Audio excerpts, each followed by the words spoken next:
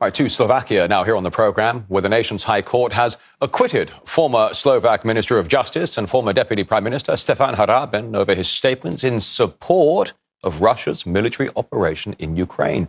He says the court case dragged on for years amid intense pressure, but despite the odds stacked against him, justice has finally been served. Well, I can happily state that I have been definitively and legally acquitted for my statement, for which I was prosecuted, that in Putin's place I would have done exactly the same thing as Putin, because it is the historical duty of Russians to eliminate the Ukro-Nazis who murdered over 14,000 civilians from 2014 to 2022. The Supreme Court of the Slovak Republic today rejected the appeal of the Prosecutor General's office, who was dissatisfied with the acquittal verdict, and thus, the highest court of an EU member state has definitively said, already in a legal manner, that the Russian Federation is not an aggressor and does not violate international law in connection with the special military operation related to Ukraine. So this is clearly a signal to all politicians in Slovakia, whether Prime Minister Fico, Parliament Speaker Raši, or Pellegrini in the office of the head of state, that they must not use the phrase that Russia is an aggressor and is violating international law during the special military operation in Ukraine. Look, it cost me a lot of strength because it was a process that was started in 2022, so it lasted almost 4 years. They illegally broke into my apartment and searched my house. It was an explicitly intimidating action in the direction of preventing people from learning the truth, so that Russophobia would spread in the information space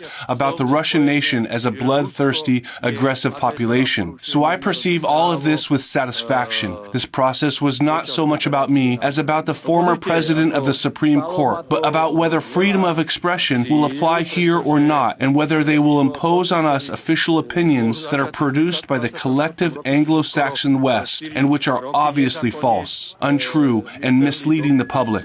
Here in the European Union, there is already such an environment as in Germany under Goebbels. They thought that through this prolonged prosecution, they would eventually break me as a person and simply give up, and thus demonstrate to the public the conclusion that it is true that Russia is an aggressor. Even Harabin said so they failed to do this, and the long criminal proceedings were aimed specifically at this result. As Mr. Harabin was just saying, at the heart of the dispute were his Facebook posts in which he defended Russia's decision to carry out the special military operation. And while during his first time in court, the judge ruled he committed no crime, the prosecutor pressed on and called for another trial. Now, he says that at the EU and Brussels, he calls the regime a dictatorship, pressuring states into limiting free speech. Viete čo? You know, the EU says that it is a space of freedom of expression, the right to free movement of goods and services. But the EU is a dictatorial association in the sense that if you dare to tell the truth about the real situation, they will start persecuting you and even fining you and so on. This is a worse dictatorial regime than it was before 1989, whether in Slovakia or in the Soviet Union. I don't even consider these politicians from Western Europe to be politicians. They are not personalities. I can call them underlings.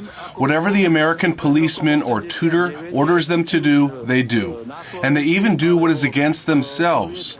This type of politician or leader is acceptable or possible at a time when there is no crisis. But when society in the world or a certain part of the planet is in crisis, such personalities are simply not capable of really leading their states, their countries, to any positive result.